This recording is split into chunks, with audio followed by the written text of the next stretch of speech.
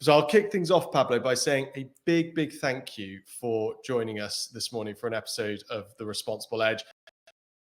You and I met seasons ago, I know now, and it's just brilliant to have you on the show. So thank you very much for joining us. Absolute pleasure. And I should also say, for those, Pablo's not it doesn't come across at all, but Pablo's actually come on just having found out that he's got COVID. So that is an absolute trooper mentality, and it's brilliant to have you here. Pablo, if you need to jump off and sort yourself out with anything, then please feel free to do so. I think I hope I can hold it together for the for the duration, but no, it's fine. The mind is working, the voice is sounding a bit interesting. I think you called it the Maggie Thatcher voice. The Maggie Thatcher voice, yeah. Pablo, as always, and I think that I'm really pleased that we kind of give our sort of our introductions to our guests as much time as we do when having you on today, because I think we really do need to try and do service to the breadth and depth of your experience and the things that you've done. Wherever you would like to begin, some guests literally go back to the school day inspirations, and others perhaps start a little later. But just begin to give our listeners a flavor of you and your background. And in particular, if you wouldn't mind highlighting just the role that responsibility, sustainability, and ethics has played in the career decisions that you've made.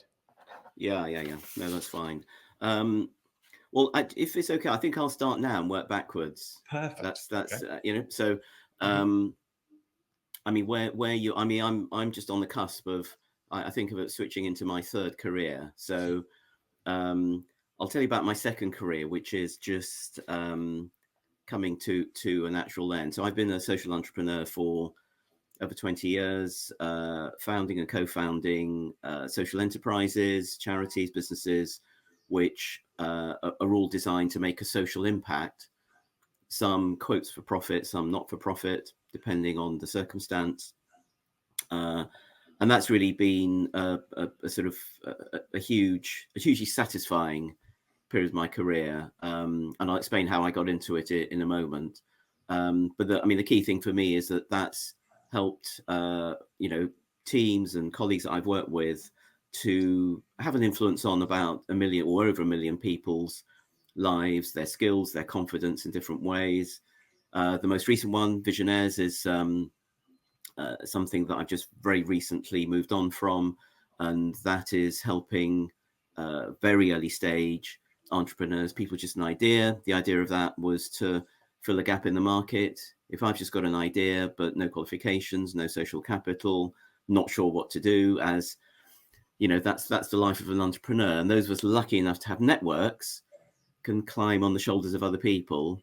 Those of us without need a bit of help, and the idea was to give that help. So that's been running for 5 years now, and has helped about 2,000 people so far. And that's now running under a different, with a fabulous team who've taken it on and are carrying the flag to the next stage. And that's now part of the college group, Capital City College, which is the largest college, further education college in London, which has been fantastic in working with me on developing that proposition, and has now taken full ownership of it. So that's the kind of an example of the kind of thing I've done over the last couple of decades. So that was career 2. If I go back to career 1, I won't spend too long on career 1. So career 1 was started with a young geeky lad who was really good at maths, not much else, wanted to be a maths professor, went to university studying maths, found out that there were hundreds of people who were going to be maths professors, and he wasn't going to be one of them.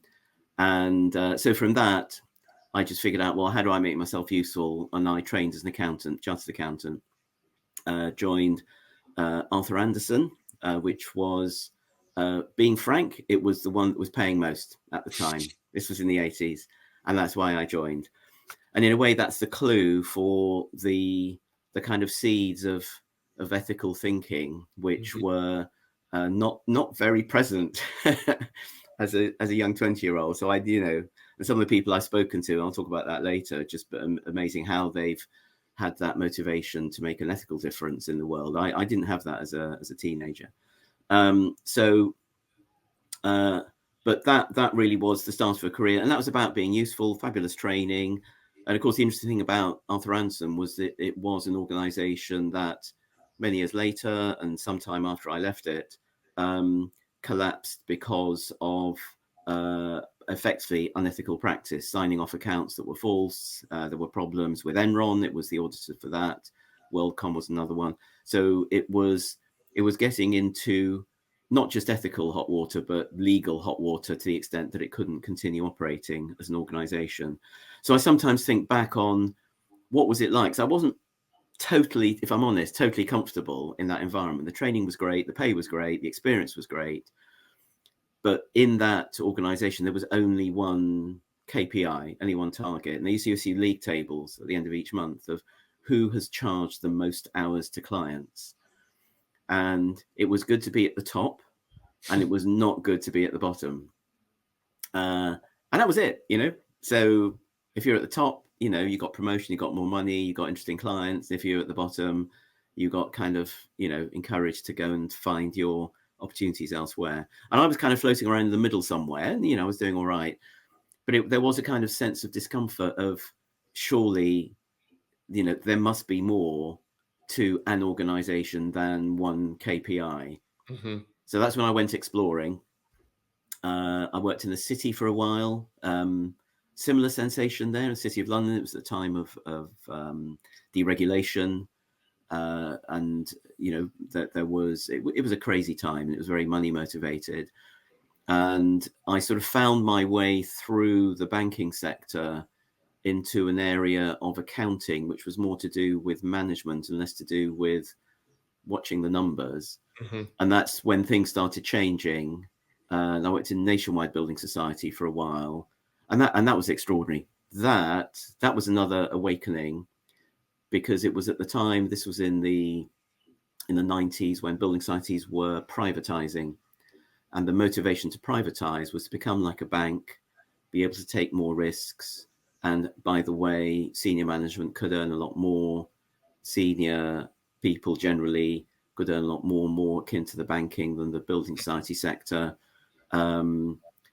Savers, who were the owners, still are, by the way, the owners of Nationwide Building Society, would be bought off. They'd get their 300 quid or whatever to convert. And it was really interesting. I remember very, very vividly the chief executive of the time, who had a technology background, stood up in front of the senior teams, about 50 of us in the room. And he said, I've been thinking about this privatization thing. And we thought he was going to announce, right, we're going for it. And I was responsible for the saving portfolio at the time. So I was super happy. I was going to be giving all my customers 300 quid and, getting lots of nice letters back. And he said, do you know, I've been thinking about what we're about.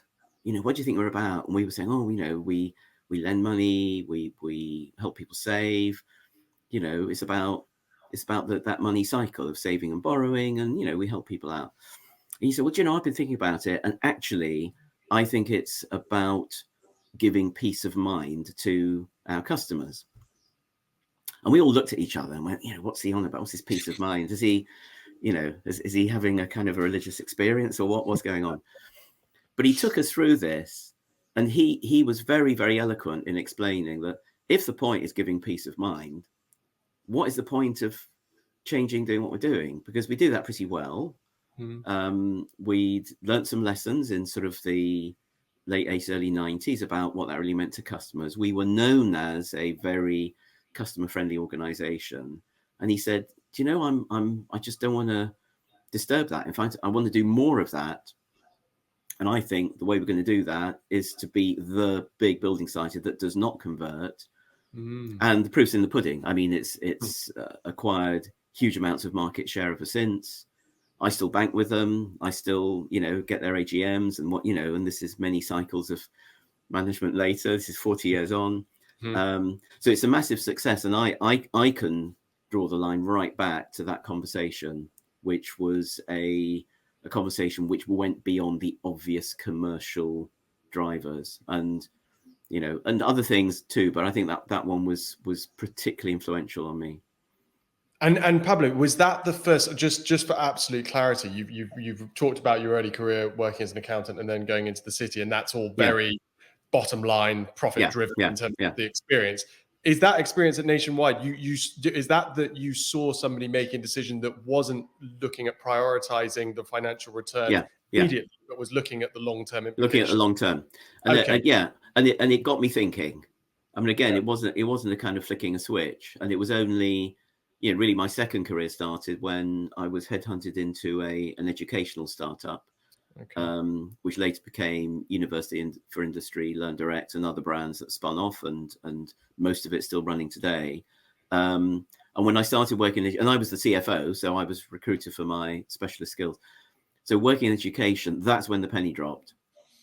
That's when I thought, right, so I'm not working with a money system anymore, which kind of lends itself to this sort of, bottom line drive and very, kind of assertive, sort of single KPI kind of mindset. And, things have changed to some extent in that sector.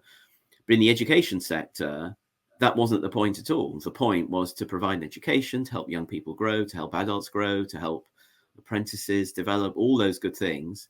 And the point of the money was to serve the purpose Mm-hmm. of making the organization sustainable so we could do more education.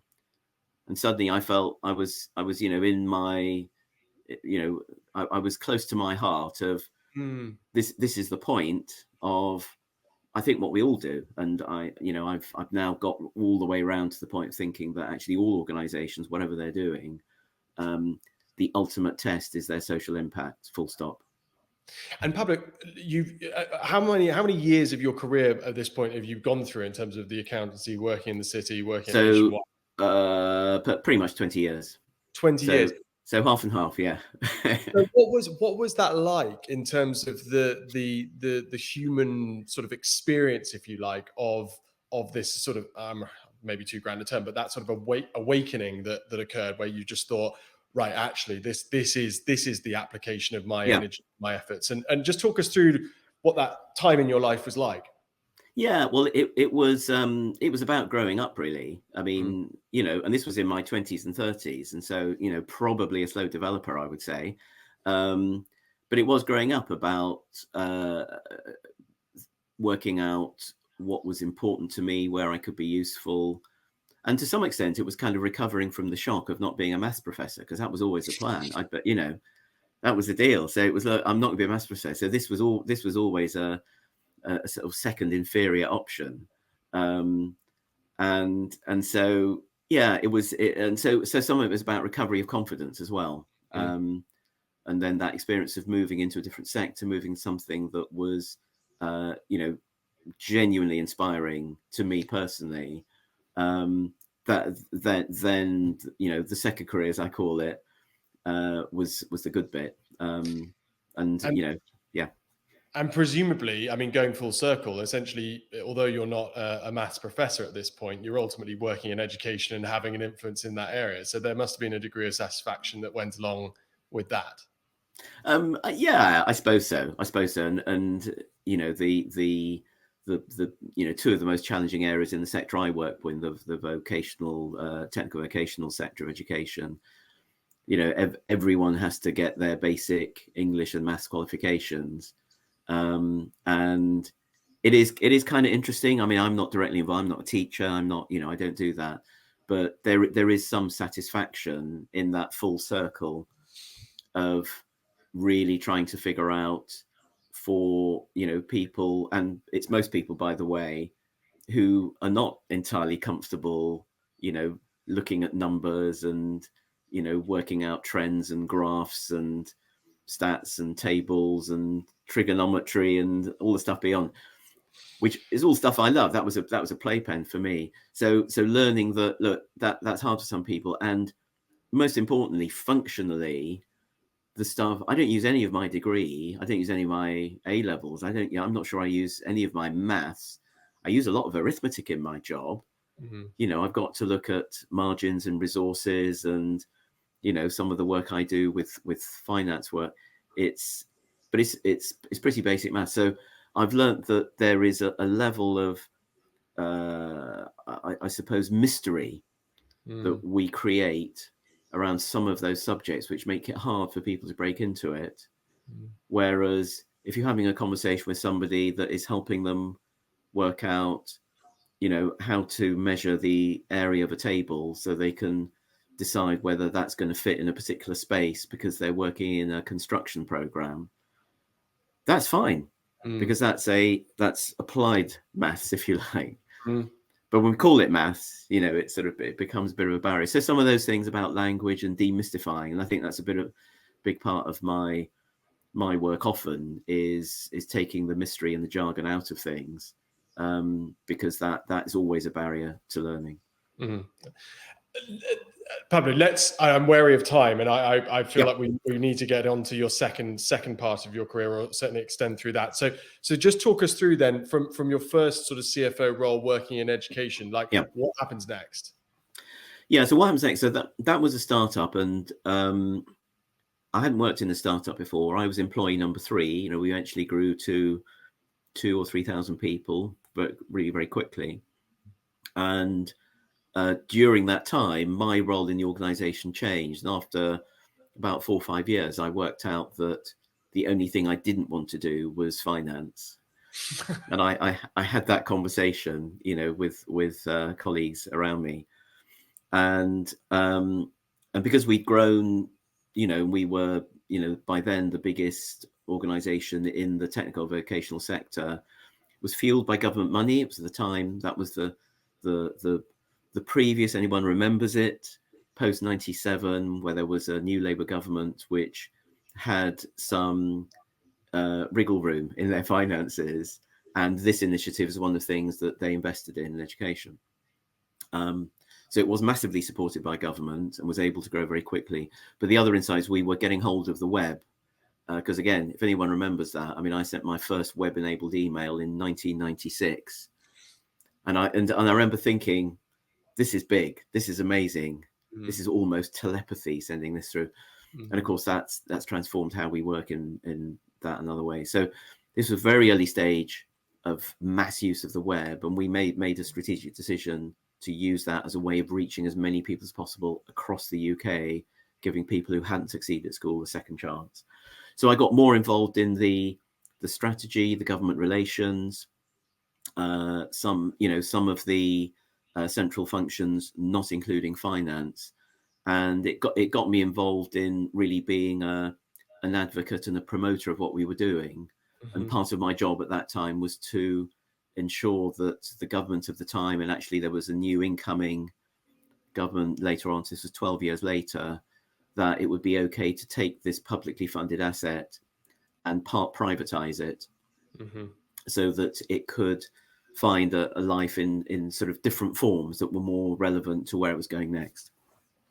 So I guess I became a bit of a jack of all trades in that, and that's what gave me the confidence when I left there, because that was privatized, and some of us came out from there and thinking, well, actually now the world's my oyster. Now I know enough that I could set up a business, I could really operate off my own initiative, and 2 particular initiatives, to say one which I've recently left, where I teamed up with an organization to create innovation in a way that was difficult for them to do inside, and I brought it in from outside, and we worked out a way of being able to develop that together.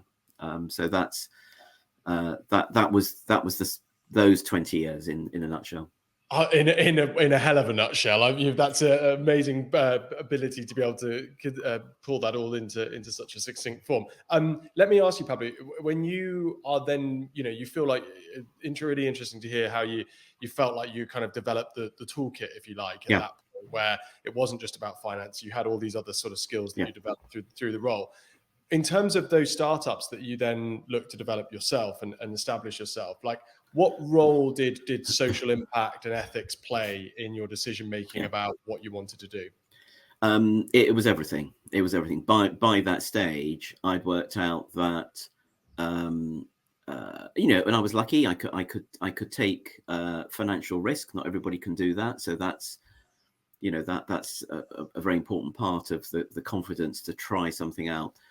But I was clear that, because I was confident that, I was going to put food on the table and provide shelter for the family, the basics. So I only want to do what really matters to me. And the sort of the triangle of which has always stayed with me, and it's an old kind of Jim Collins good to great insight of, doing works for organization and individuals, doing something you love, doing something you're good at, and doing something where there's a market need that somebody will reward you for in some way. That I really drove that combination, but in that order. So on the basis, well, if somebody wants to pay me for something and I'm good at it, but I don't feel it, then that doesn't count. It's got to be all three. And that really drove everything I did during that kind of second career, those 20 years. Fascinating, and some very clear and useful practical insight for anybody out there that's thinking about decisions they're making about what they choose to spend their time on. So yeah, really interesting. Yeah. Pablo, let me ask you. Let's touch on career 3. I love how you chaptered it for us so easily, but yeah, just touch upon what career 3s look like. Yeah. All the chapters are in hindsight, by the way. So this wasn't the plan. This was as I say to people, that career is a verb, not a noun. Anyway, so career 3, as it's turning out. So I still do work in the education sector. I provide strategic advice. I've recently taken up the chair of a wonderful training education organization, Twin Group, that's been around for 30 years, and now I'm privileged to be chairing that. So there is still some kind of resonance from career 2, but my real focus now is I've turned my focus kind of almost away from worrying about students and worrying more about leaders and managers. And to be honest, that's probably what I know most about. I'm not a teacher, but I have the scars, contacts, and experience of how good and bad leadership works.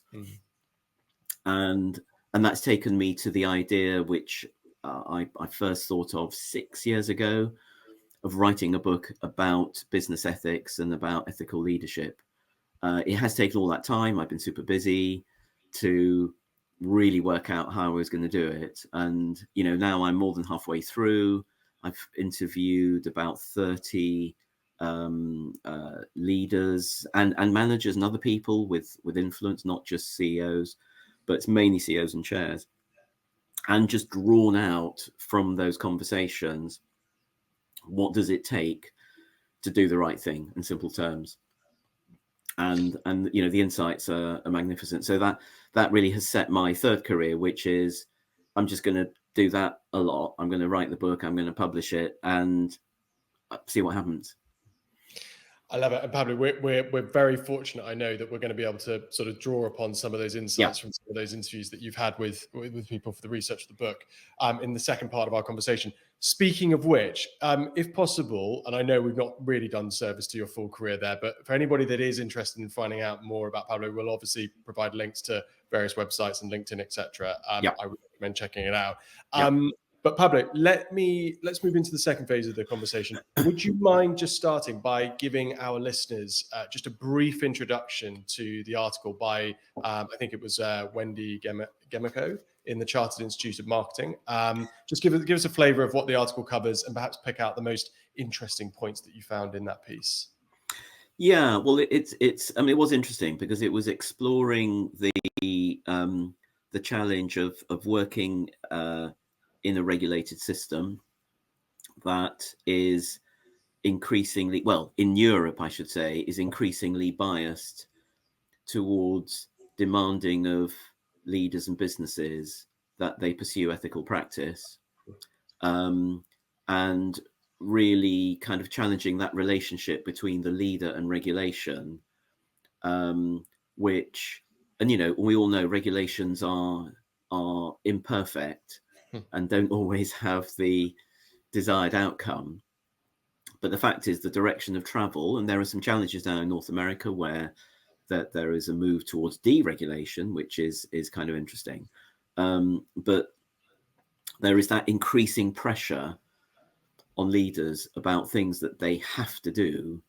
And what I found interesting about the article was that the sense in which you can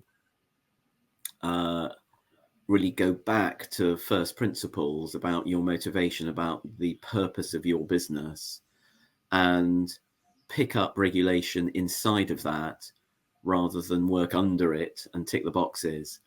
And I think it's you know, and pretty much all the CEOs I spoke to were grappling with that challenge of the you know, the job of a CEO or chair or even person influencing inside an organization. The dimensions are just much greater.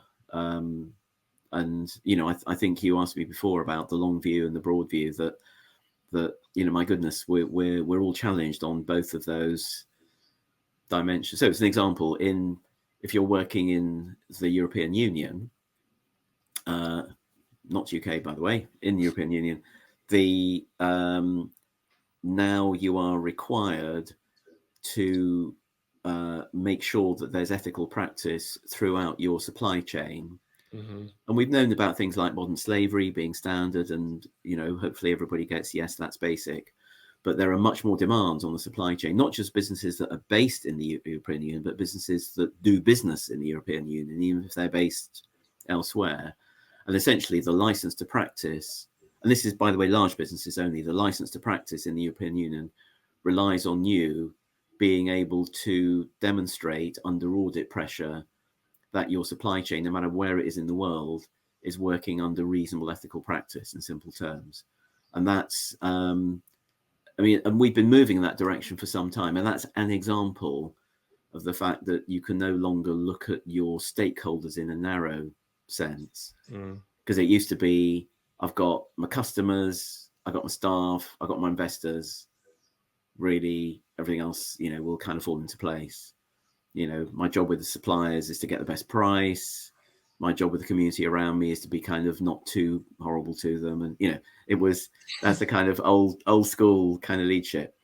Whereas now, and I talk about it as a moral gradient, you know, the people close to you, yes, they get the most attention. Your colleagues, you know, your family, obviously, you know, people closest to you get the most attention and at the top of your ethical tree. But if you're not thinking about people who are directly or indirectly affected by what you do, things to do with the environment as well, you know, they may have nothing at all to do with your business, but actually I now as a leader have to have some of my compassion for people who are a long way away from me and have only indirect relation for me.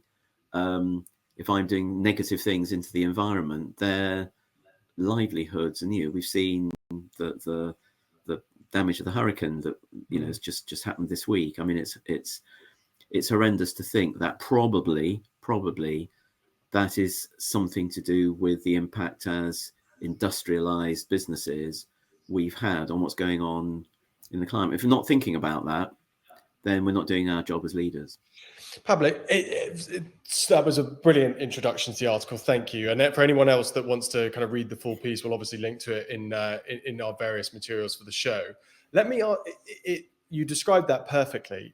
How do leaders effectively deal with the sense of being overwhelmed, if you like, by what you've just described? Because what you've just described, as you say, before it was very much, there was a more immediacy, a more local approach to the way that we think about business ethics. But now it's the tentacles of any organization are so vast that it's almost overwhelming. Like how do leaders go about dealing with that sort of the overwhelming sense of things? Yeah, and it can be overwhelming. I guess I see it the other way around. The other end of the telescope is just a fabulous opportunity as a leader. When you acquire power and authority, there is a more of an expectation that you use it wisely.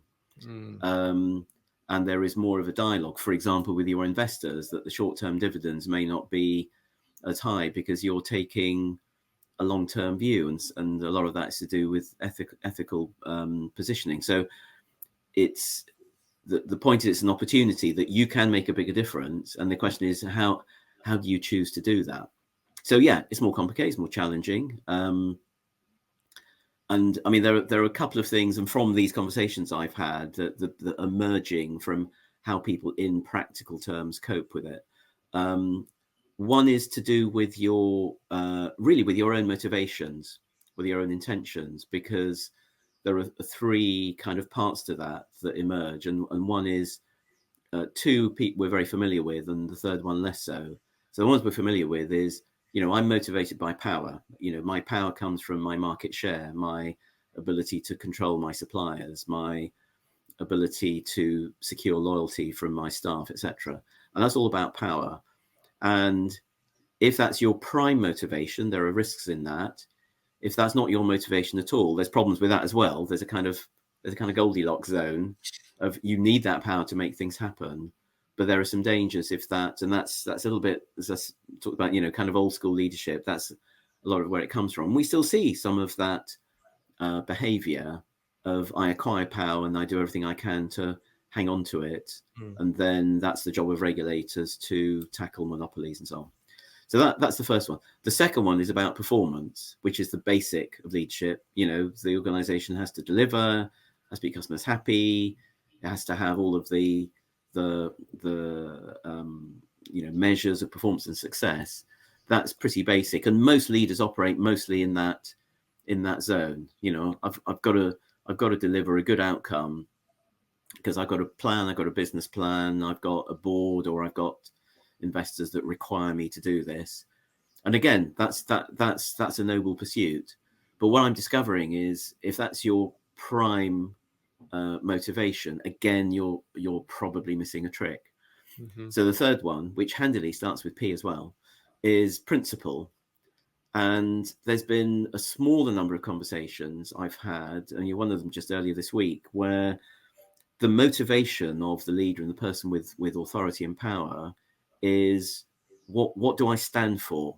I mean, right in here, in my heart and gut, what is important to me? And this resonates with me because of, I've described my career journey. And if that's your primary motivation, that does create some challenge, because doing the right thing is a hard thing to do. When you then look back into your obligation to perform, you're saying, well, there was one organization that had to kind of do a turnaround, and the brilliant idea of the CEO is, I'll pay my staff more, because that'd be good. And actually, it was a brilliant insight, because it was in a sector which is known for paying very poorly. And he worked out, and his motivation was very, very clear. I'm taking care of my colleagues that are working at a level which is just the same as everybody else in the sector. If I pay a bit more, if I show them some respect, if I am able to convert that into service for my clients, in the short term, I'll take a bit of a hit. But in the long term, and what played out was, yes, in the short term, took a bit of a hit, but in the long term, so the business grew by 50% within 3 years, because it was suddenly breaking the mold in it. But it took that courage, but it was starting from a point of principle. It was, the principle was, I'm not paying my hardworking colleagues enough, and I have to work out how to solve that. Pablo, it's a fascinating example, and I'm thinking of other sort of examples that I was sort of aware of where leaders have chosen to pay their staff more, that kind of ring to the same situation. Am I massively oversimplifying it in terms of those three P's of motivation by saying that ultimately it comes down to whether or not you're allowing short-term thinking or long-term planning to be your guiding star, i.e. that ethical decisions like that you're describing there are often going to be, from a purely commercial perspective, potentially painful or more painful in the short term, but ultimately lead to long-term results. Is it too simplistic to view it like that? It's pretty good. I mean, that's 90% of the story, because the experience, and look, that not all the stories are successful like that. So there are other ingredients that are able to marry the sense of ethical or social impact with business success. And those create genuine dilemmas. I mean, if I can draw another one, which is slightly different. So we probably all know Patagonia, famous for its commitment to the environment. And there was a point, and I was lucky enough to sit with the chair of Patagonia to discuss how they went about their decision making, because that for them, the planet is the only shareholder, and but it's also a massively successful business, and it's worth billions and billions of dollars. But he was able to describe a number of examples. One, for example, where with their supply chain, or I say their distribution chain, there were some problems about that distribution chain not necessarily meeting all of their values. And right in the heat of lockdown, where business was difficult, sales were down in many parts of the world, and they took a very principled decision of, you either meet our values or we don't work with you, and took a hit. Now, is that something which in the long term, in the long run, will be okay? Well, time will tell, because there are lots of competitors. Lots of the other competitors now have got on the, we're environmentally cool as well. And if they don't pay attention to their distribution partners, that may be a commercial challenge for them. Mm-hmm. So yes, I think the intention has to be long term. The resolve has to be to stick to your principles, even if the risk of that long term, that kind of enlightened self-interest of, look, this is all going to come good eventually, doesn't work out. And I think that's what I've noticed about leaders who play in that. They say they have much higher risk appetite for this may not work out commercially. Fascinating. And how does that then, in terms of the conversations that you've had with leaders, and how therefore that kind of risk appetite plays out, like give us a flavor of some of the things that you've observed in terms of attitudes towards risk, specifically in the conversations that you've had with leaders featured in the book. Yeah, I mean, I'm thinking,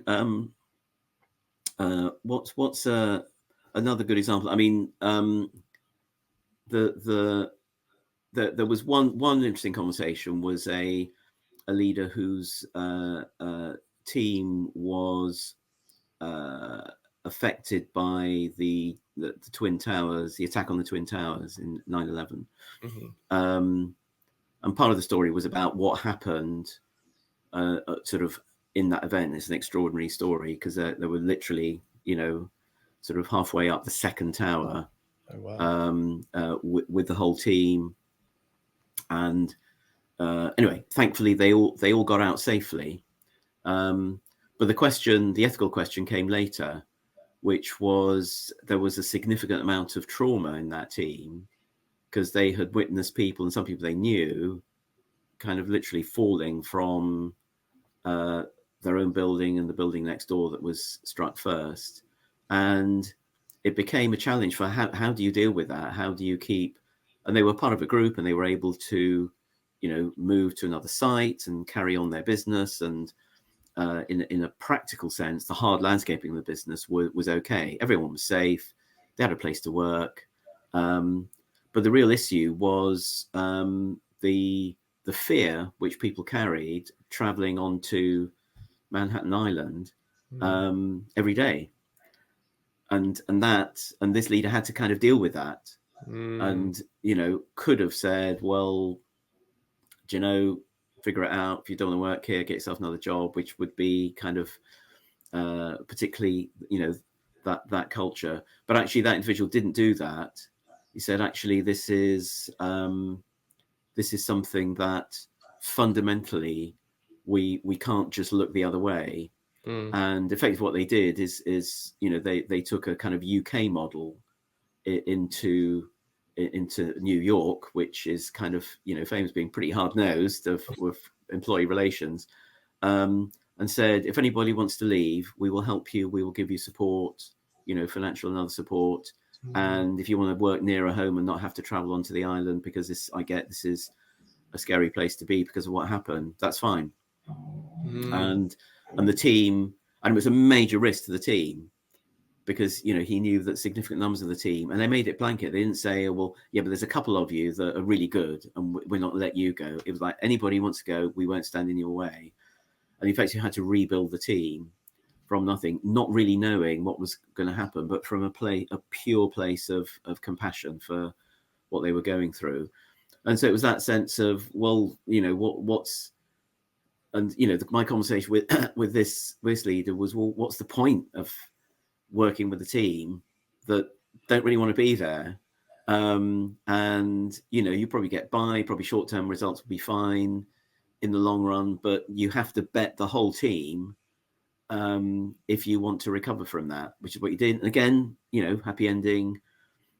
People were able to leave, they were able to negotiate terms that were staggered, the business was able to recover. But again, it took a hit. But it was that sense of the motivation was not about profit. The motivation was not about having power over employees. The motivation was purely, these people need to find another safe place to work, and we have to help them, even if it's not in our interest.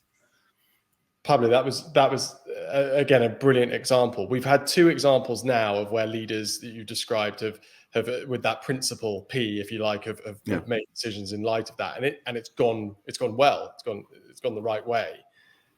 Have you had conversations with leaders who have made principled decisions about the way that they govern their businesses and it's gone wrong? And can you give us a flavor of what that looks like? Do you know, it will be odd to say this. I haven't. I'm sure there are examples out there, and I am aware, not people I've spoken to directly, of particularly, and this is more in the charitable world, where I spent some time in that world, where when you're responsible for charity whose primary purpose is some kind of positive good, it sometimes can be hard to kind of pursue that and keep the book straight at the same time. And also the motivation of colleagues who work in charities do tend to be more, I'm doing here because I'm doing good, and why can't someone else sort out the fact that we can pay the bills and do things we need to do. And I guess there is a bias in what I'm doing, is I'm trying to search out positive solutions, because I'm sure there are examples where that goes wrong, but I'm trying to kind of get inside what I call the ingenuity of leaders, where they say, I'm not going to compromise on principles, and I'm going to find a business solution which does benefit the business long term. And it's that bit of ingenuity, which is, as one leader said to me, just because you're working on principles doesn't mean you leave your business brain at the door. You've got to do both. And and leaders very practiced at, as someone said to me, if you don't want to ride two horses, don't join the circus. The leaders are used to having dilemmas where there are competing priorities. It's another one of those. Pablo, if you were to, that was brilliant as well. If you were to sort of, on the basis of your research and understanding, even looking back at kind of, I guess, career 2 would be most relevant to this question. But what's your overarching sense of how much ethical leadership is kind of going on out there? Like, what's the temperature gauge on how ethical it is across the board? Yeah, it's really interesting. I guess. So look, there is an issue with the word ethical. And I was really keen in writing the book to put ethical on the title, because, and in the conversation I've had, when I say to somebody, do you want to talk about ethical leadership? Pretty much everybody says, oh yeah, and I really want to talk about that. It's a hot subject, very hot subject. Mm-hmm. But the other side of it, because the word ethical, what you regard as ethical and what I regard as ethical, might be lined up, but they may be subtly different, and we may have different views on, subtly but importantly different on, hang on, you've done X and I wouldn't have done X. That doesn't meet my ethical standards. So there is a problem about subjectivity, that as a leader, if you set yourself up, if you remember the this is a while ago, but Robin Cook, politician, set out an ethical foreign policy in the, it's probably 20 plus years ago. And I think he talked about it once and then had to stop talking about it, because there was, particularly in foreign policy, there were so many things that were not kind of, objectively ethical. That's the same problem in any business. You cannot set yourself up and say, this is I guarantee to be perfectly ethical. If I'm not, challenge me. It just doesn't work like that. There's too many personal views. So the word ethical is although some businesses I've discussed have got ethics committees for specific things like conflicts of interest or academic standards, things like that. But fundamentally, ethics is always behind the scenes. It's always, and I think where I'm getting to with this, and I haven't finished all the research yet, is that I think pretty much everybody tries to be an ethical leader and has got some things, Patagonia, it's all about the environment, some things they choose to be a advocate and to be fierce about, but trying to be 100% ethical on 100% of all issues that everyone will go, yeah, you're the one. Actually, you have to pick, like any part of business, you have to pick your focus and say, that's the bit I'm going to make very important to us as an organization, because it's part of who we are. And there are some areas where you say, actually, this may not be perfectly ethical, but I can't do everything. This is what I'm choosing. So look, I mean, moral philosophers will tell there's no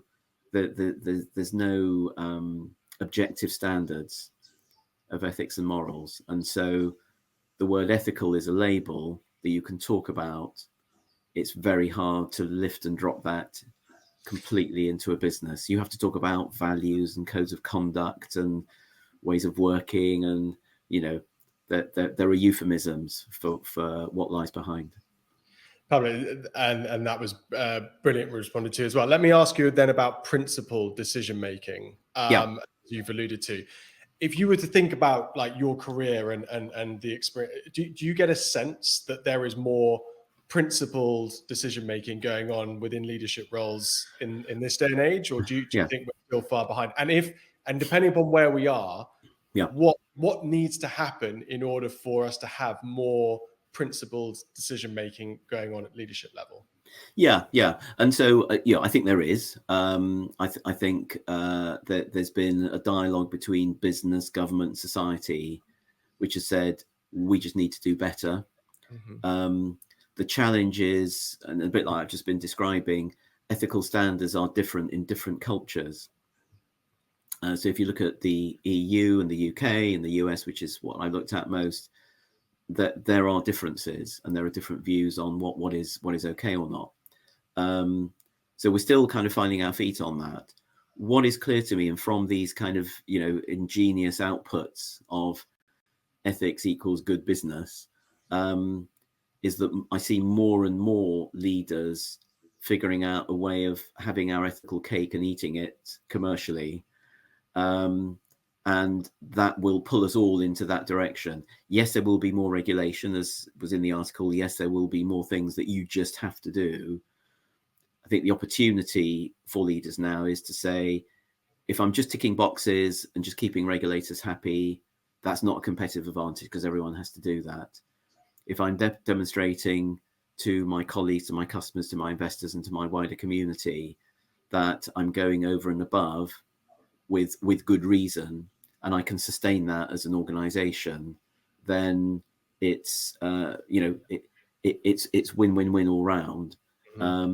Not without challenge, as we said at the beginning. There's a lot in the leader's rucksack, but I think by and large we're going to a better place. And the final question before, can you admit, I can't believe we've rattled through 50 minutes already. Oh, crikey. Right. It's been absolutely brilliant. Final question on if you were sat in a room with a leader, we have C-suite execs listening into the show.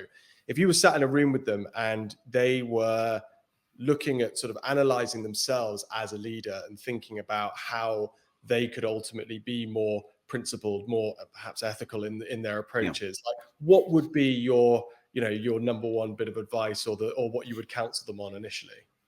Well, look, I mean, I've got a model which is kind of, so I'm going to, is it okay if I review it? And there's one bit I want to really focus on. So it's a 5-point model which handily is spelt out by the mnemonic ethic, right? So anyway, but the point is, and we've touched on, I think, all of these during this conversation, and there are 4 which I think will make perfect sense, and one which I think is the challenging one, which I'll say more about. So, the first one is about empathy, which is knowing who your stakeholders are, actually listening to them, and the broader that view of stakeholders, the further along the ethical line you will be. The T is about traction. So that is to do with power, getting things done. It's not talk, it's action. The H is about higher purpose, a bit like the Nationwide story is, what is it that we as a team or an organization are here to do beyond making profit? What's actually the point of us? And the I is the ingenuity point, which is, and let's do this smartly. So because we've got an organization to run, we've got bills to pay, we've got payroll to meet at the end of the month. So that cocktail of those 4 things is probably most leaders would recognize as, on a good day, I can tick those boxes. Mm-hmm. The 5th one, which is the one I think which is probably most challenging, and some leaders I found were a bit uncomfortable with this, and some were more comfortable, is conscience, which is never mind about the business, never mind about your stakeholders, never mind about the outside world. What do you actually care about personally? And we talk a lot about authentic leadership. I think this is the key to authentic leadership, is that if you leave your conscience at the door and do all the other things that I've described, there's a lot of businesses work really well on that basis.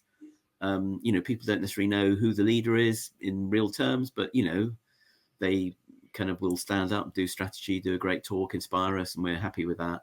But if we really, really know what lies at the heart, and it's the heart and gut of that leader, of what they're really, really concerned about, and how that fits with the purpose of the organization, I think that's where the magic lies. And Pablo, is that because that degree of alignment between their gut, if you like, and their who they really are, and their consciousness of the way they view themselves is aligned with the organization they're working with, they can make better decisions or more proactive decisions? Is that what it comes down to? It is. They can make better decisions, and I mean, I'm an illustration of it. It's it took me a long time. It took me 2 decades to figure out what really mattered to me. Many of these are on that continuum. So it's pretty tough. And there was a point in my career where it was do I want to stay comfortable in doing what I know, and do I want to take a risk and go into a different sector? And that's how the values emerged for me. Leaders taking on that personal courage to say, I'm not going to work with an organization or in an organization or lead an organization where I can't actually fit it into my personal value set. Those are big, and I've had some of those conversations where people saying, well, yeah, I faced that, but I had to pay the bills, I had to pay the mortgage, I had to, so actually I had to leave the values aside a bit for a while, and then it took a while. So I think leaders are like everybody else. They are, when they're grappling with that sense of what's important to them and what they can map into, it's a bit like what you're good at, what you care about, and is there a market need? Sometimes there's a friction, because what the market needs is not what you've got in that sector. Oh, right. It's a big one. So that's the personal challenge. When leaders do find themselves, and I've had magnificent conversations of people who are in this space, in a place where they are really feeding that feedback loop of, I'm making a difference, here's the impact, I can prove it, and my organization is respected for it, and therefore we do better, we have more clients, we have happier staff, we have more loyal colleagues and suppliers and everything else. It's very, very clear that that's a major competitive advantage. Pablo, I think that was a brilliant way to kind of conclude on there, and I think there's a really nice sort of segue, if you like, or alignment, if you like, between some certain elements that we've discussed throughout. We've slightly gone over, but I'm pleased we did. Okay, right. Can I finish, Pablo, by asking you the magic wand question? So if we were to hand you a magic wand and you could change one thing about the commercial world this instance, what would that one thing be? Right. So I thought quite a bit about this, and I thought I think we need a big one, and I think the big one is nuclear fusion. So we've been talking about nuclear fusion for a very long time. In my lifetime, it's always been 40 years away. I think it might be 20 years away now. I mean, it really is. If you look back at all the industrial revolutions, a lot of them were to do with power, particularly the third industrial revolution, or second industrial revolution, I should say. And you look at some of the conflicts in the world, which, you know, there's usually some fossil fuels involved in it somewhere in the economics of that. Nuclear fusion really is a major technological breakthrough beyond, I think, any other, if we can harness it. Mm-hmm. The magic wand, I'm going to have 2 for 1, if that's all right. The magic wand is we get it really soon, preferably in my lifetime, and we treat it as a common asset, so that we figure out, this is real idealism, that globally we can agree not to have borders around the ownership of nuclear fusion, so that the whole of humankind on the planet get to benefit. And a little bit in the way that the web, when it was issued, it was kind of given, wasn't it? I mean, that was there is a model for that.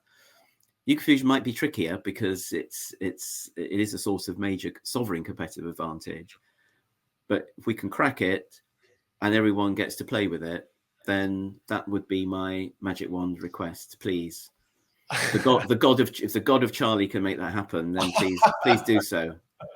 Well, the magic wand is taking a real battering at the moment over the last few shows, but and that's a big one for the magic wand to take on. But I think it's it's certainly inspiring and as you say, very very ambitious, which I love. Let me ask you one question about the first part of that magic wand suggestion.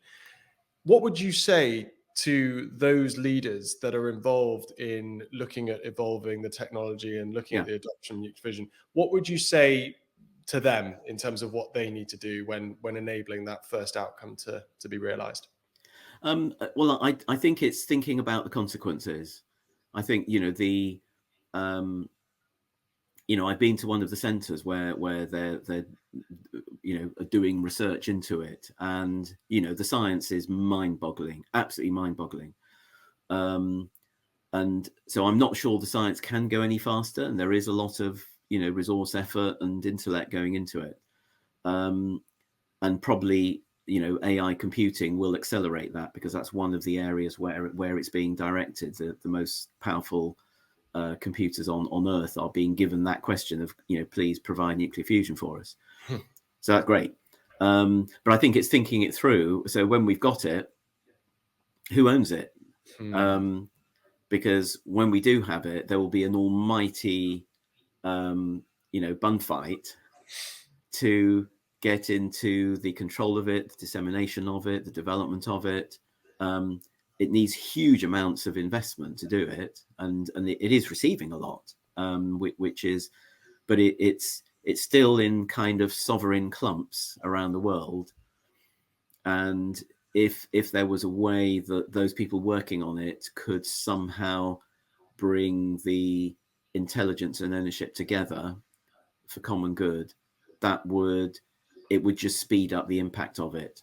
So there really is an enlightened self-interest here, because we haven't got a lot of time to solve some of those problems that are chewing up the climate, in particular, other things too. So that would be my request. What happens next?